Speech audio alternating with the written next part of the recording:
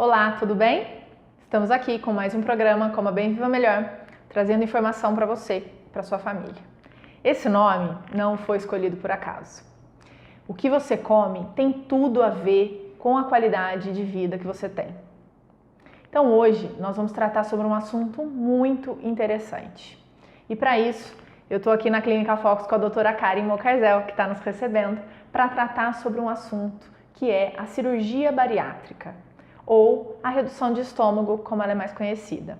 Então hoje nós vamos esclarecer várias dúvidas, vários pontos importantes a respeito desse assunto. Doutora Karen, muito obrigada por receber a gente aqui na Clínica Fox. Para vocês conhecerem um pouquinho mais sobre a doutora Karen Mocarzel, ela é cirurgiã, nutróloga e especialista em acompanhamento pré e pós-operatório de cirurgia bariátrica. Eu que agradeço pelo convite e pela oportunidade de estar aqui falando para vocês sobre um tema tão importante, tão especial para mim, que une a parte cirúrgica e a nutrologia, que são minhas duas paixões.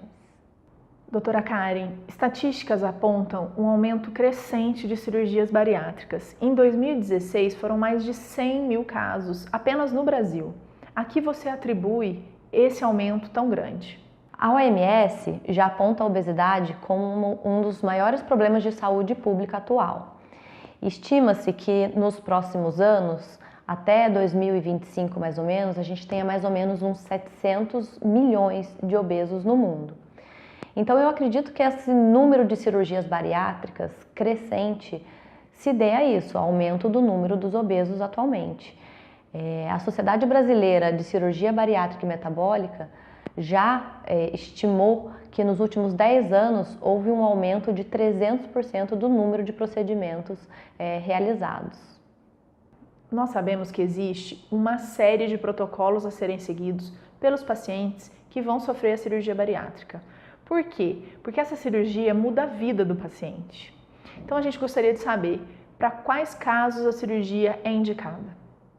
Bom, a gente tem as indicações precisas para esse tipo de paciente e a gente já sabe, ela está indicada para pacientes com IMC, que é o índice de massa corpórea, acima de 40, ou seja, os obesos mórbidos, os grandes obesos, ou então pacientes que tenham um IMC maior do que 30, mas que tenham associados algumas comorbidades, por exemplo, a diabetes, a dislipidemia, a apneia do sono ou a pressão alta.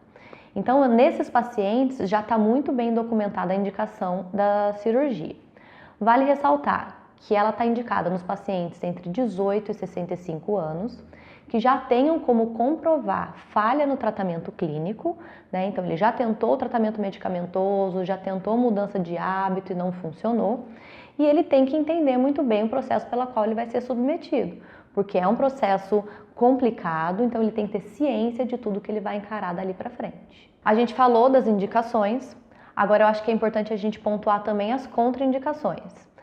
Pacientes que tenham problema com o uso de drogas, alcoolismo, mulheres que pretendam engravidar no primeiro ano pós-cirúrgico, porque os distúrbios nutricionais são importantes e podem comprometer a gestação, pacientes com distúrbios psiquiátricos que porventura não consigam entender direitinho o processo pela qual eles vão passar, risco cirúrgico proibitivo, por exemplo, o risco-benefício da cirurgia não vale a pena. Ele vai ter problema com anestesia, vai ter problema com a recuperação. Então, essas são algumas contraindicações que vale a pena a gente pensar e que a gente tem que levar isso para o paciente antes de indicar a cirurgia. Quais os procedimentos e exames pré-operatórios exigidos e indicados? Antes de ser submetido à cirurgia, o paciente passa por uma série de processos. Ele tem que ser visto por uma equipe médica, que inclui um clínico ou endocrinologista, um cirurgião e possivelmente um nutrólogo, entre outros profissionais. Por exemplo, o nutricionista é essencial, um educador físico, um fisioterapeuta. Então a gente tem que cercar o paciente de cuidados para que ele responda bem ao tratamento. Durante essas avaliações, ele vai ser submetido a vários exames laboratoriais, exames complementares para avaliação da parte cardiológica, da parte respiratória, da parte psiquiátrica, e aí, estando tudo adequado, a gente consegue dar seguimento à marcação cirúrgica. É importante a gente ressaltar que durante esse processo de triagem e preparação do paciente, ele tem que se comprometer a perder uma porcentagem de peso desde o início da documentação e da realização dos exames até a marcação da cirurgia. Gira em torno de mais ou menos 10% do excesso de peso. Alguns anos atrás, a colocação do anel na base do estômago do paciente era a mais praticada, a mais utilizada. Hoje em dia já não é mais. Você poderia explicar por quê e quais os novos métodos utilizados hoje? Para responder a sua pergunta, eu acho que é interessante a gente começar explicando quais os tipos de técnicas utilizadas. A gente tem 3 tipos de técnica. A técnica restritiva, que é uma técnica onde a gente vai mexer na capacidade gástrica. Então, consequentemente, o paciente vai tolerar um volume menor de alimento e acaba perdendo peso por conta disso. A gente tem a técnica desabsortiva, que é uma técnica em que é feito um desvio no trânsito intestinal. Então, a comida deixa de passar por um segmento intestinal importante e, como consequência, a absorção dos nutrientes é comprometida, fazendo com que ele perca peso. Então, nessa técnica desabsortiva, não há alteração da capacidade gástrica, a gente não reduz o tamanho do estômago, simplesmente deriva e desvia o trânsito. E a gente tem a técnica mista, que engloba alguns procedimentos onde a gente tem um pouquinho de cada um. É feita uma restrição gástrica mais o desvio do trânsito intestinal. Atualmente, as técnicas mais utilizadas são essas técnicas mistas, porque o benefício para o paciente é maior, uma vez que a gente emprega 2 formas de perda de peso. E o anel gástrico acabou entrando em desuso justamente porque ele tem maior risco de algumas complicações. Então, aumenta o risco de obstrução, aumenta o risco de migrar, né? Esse anel ele pode sair do local onde ele foi instalado e migrar para outra parte do trato gastrointestinal. Ele pode invadir a mucosa gástrica. Então, devido a essas alterações, queixas no pós-operatório que são frequentes, por exemplo, vômito, intolerância alimentar de uma maneira geral, juntando tudo isso, acabou entrando em desuso porque o custo-benefício acabou não valendo a pena. E aí foram se desenvolvendo técnicas mais modernas e mais bem aceitas que acabaram ganhando espaço. Quais os principais cuidados pós-operatórios? No período pós-operatório imediato, a gente tem que ter alguns cuidados quanto à reintrodução alimentar, por conta de ter manipulado o trato gastrointestinal. Então, a gente faz uma progressão lenta e gradual da dieta. A gente inicia a dieta com uma dieta líquida, passa para pastosa, para depois passar para uma dieta um pouco mais consistente. No período pós-operatório como um todo, a gente tem que garantir que o paciente perca peso de maneira adequada, tenha uma perda satisfatória. Geralmente, a gente respeita uma proporção de 3:1 de perda de massa gorda para perda de massa magra e evitar que ele desenvolva algumas complicações. Por exemplo, a desnutrição proteico-calórica, que pode acontecer por conta da restrição alimentar ser rígida, o desenvolvimento de sintomas indesejados, como a síndrome de dumping, que está relacionado a mal-estar, sudorese, queda pressórica. Então, a gente tem que cercar o paciente de cuidado para evitar que ele tenha um pós-operatório muito traumático. Como tudo na vida, a bariátrica não é mágica para perder e manter o peso ideal. Como a reeducação alimentar entra nesse processo, doutora Karen? Reduzir a capacidade gástrica, desviar o intestino da sua função habitual, se o paciente não mudar a sua relação com a comida, o seu comportamento alimentar e os seus hábitos de vida.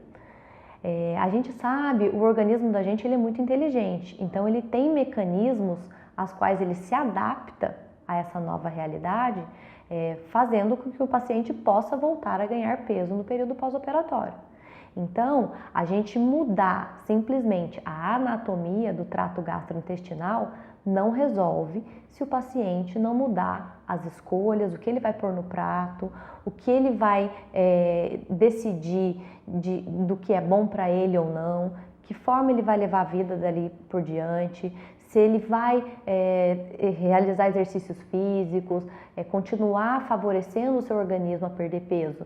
Então não é só mudar a anatomia, é mudar todo o comportamento com a comida. E aí que entra o acompanhamento nutrológico e nutricional, além, claro, do psicológico, porque está tudo interligado. Doutora Karen, quais as principais dúvidas e as recomendações que você faz para os seus pacientes aqui no consultório hoje? Então, eu consigo responder essa sua pergunta falando mais ou menos o que a gente falou na pergunta passada. Ele tem que estar disposto não só a submeter ao risco cirúrgico, que é deitar lá, tomar anestesia, passar pelo período pós-operatório imediato, ficar hospitalizado e tudo mais. Ele tem que estar disposto a mudar o seu padrão de vida. Não é só operar. Então, o paciente que busca perguntando o que eu acho, se eu indico, se eu contraindico, se eu sou a favor ou se eu sou contra, eu gosto de mostrar os prós e os contras, porque tudo isso é muito importante na hora de decidir se submeter a um procedimento tão invasivo e tão importante. E para quem já é operado, quais os problemas pós-operatórios mais comuns? Então, as complicações podem ser divididas em complicações do pós-operatório imediato e complicações do pós-operatório tardio. No pós-operatório imediato, quando você for consultar o cirurgião que vai te operar, que vai fazer o procedimento, ele vai pontuar as coisas que podem acontecer, as complicações mais prevalentes, e você vai ser orientado em relação a tudo que pode acontecer naquele período, relacionado à técnica cirúrgica propriamente dita.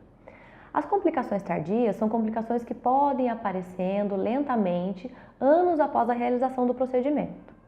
É importante a gente ressaltar que existem muitos obesos que chegam para ser operados já desnutridos. Ué, mas obeso e desnutrido? Sim.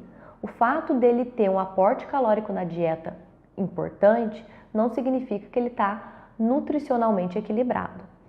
Então, a gente tem que equilibrar o paciente no pré-operatório para minimizar as consequências do pós-operatório tardio. No pós-operatório tardio, a principal complicação é o desenvolvimento de desnutrição proteico-calórica. Como o paciente vai ser submetido a uma rígida dieta, com uma restrição calórica importante, ele vai passar a tolerar menos os alimentos e absorver menos, ele passa a ter um risco muito aumentado de desenvolver a desnutrição.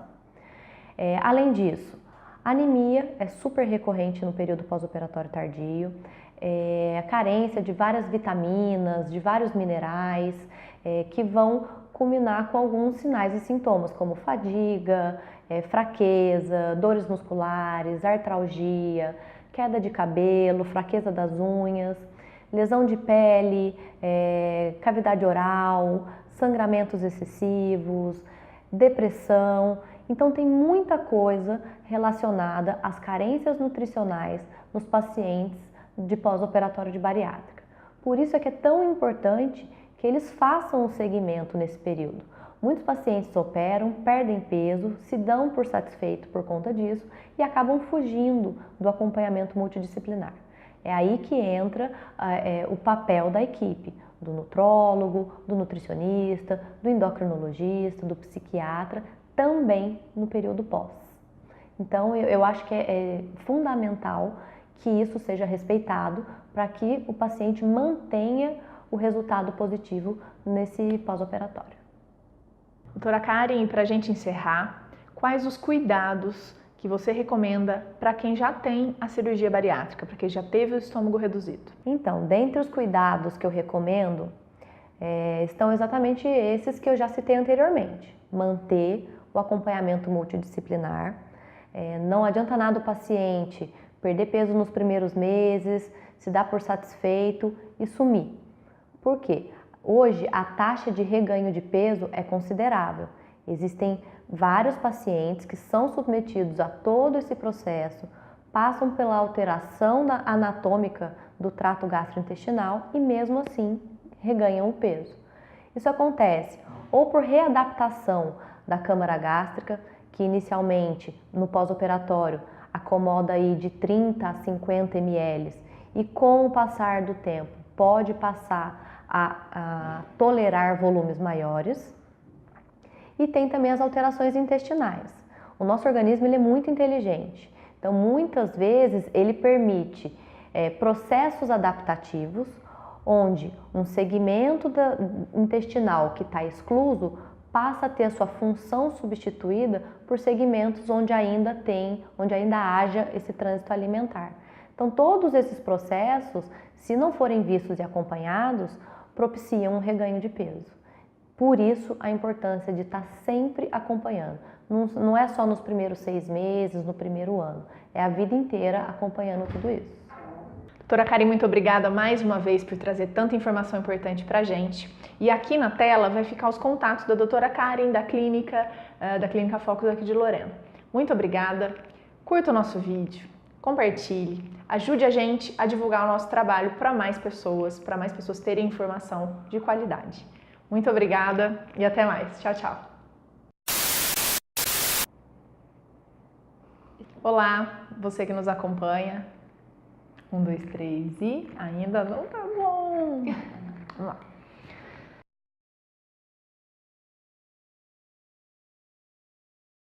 Os estados brasileiros. E também assim, fala nada muito. A doutora Karen Mocarzel, ela é cirurgiã, nutróloga. Nós sabemos que existem uma série de protocolos que o paciente que vai passar pela cirurgia cerebral. E para quem já é operado, quais os problemas pré-operatórios, pós-operatórios? E consequentemente, no período